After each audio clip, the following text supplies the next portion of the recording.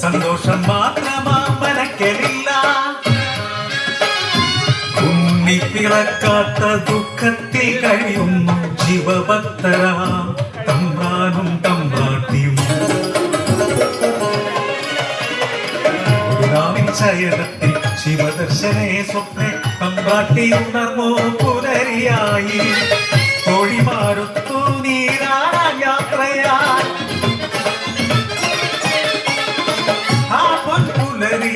കുളിക്കടവിൽ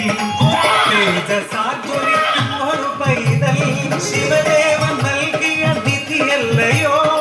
മനക്കലോ സന്തോഷം അലതല്ലി. ഉണ്ണി വളർന്നു ബാലനായി കൗമാരം പടിവാതിൽ എത്തി നിന്നു.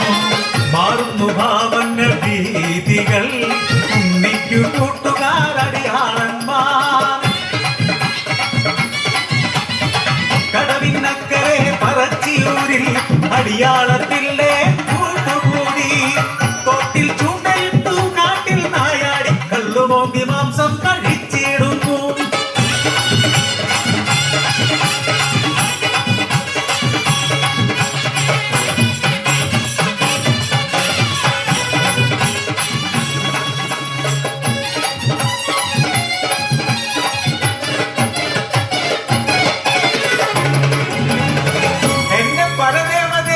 ഇല്ലം കുടിച്ചിടുമല്ലോ. കോപിഷ്ടയാകുന്നു തമ്പ്രാട്ടി ഉണ്ണിയെ മച്ചിൽ ബന്ധിക്കുന്നു. ജലപാനം നൽകില്ല പൊന്നുണ്ണി കുരുത്തക്കേടുകൾ ഏറെയായി. അല്പം കഴിഞ്ഞപ്പോൾ അമ്മ തൻ മാനസം സ്നേഹമായി പിന്നെ വാത്സല്യമായി. മരക്കലെ മച്ചിന്റെ എത്തിയ അമ്മ അറപ്പുരവാതിൽ തുറന്നു നോക്കി.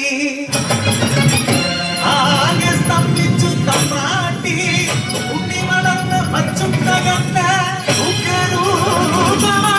അലറിയിടുന്നു. കരയും മുഖവും കാണാനില്ല. പരിഭ്രമിച്ചോടി തമ്പ്രാട്ടി പടിപ്പുരവാതിൽക്കലെത്തി നിന്നു.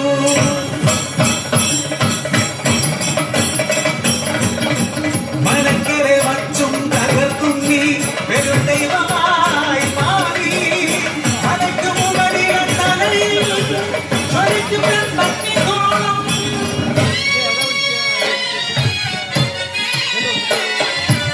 ഭയന്നൊരു തമ്പ്രാട്ടി നോക്കാനാവാതെ കൈകൾ കൂപ്പി നിന്നു. അലറുന്ന ഉണ്ണി അമ്മയോട് ചൊല്ലി മനുഷ്യനു ജാതിയൊന്നാണ്. അടിയാളപ്പറയത്തു ദൈവമാകും ഞാൻ മുത്തപ്പൻ ദൈവമായി ഇറങ്ങാടും.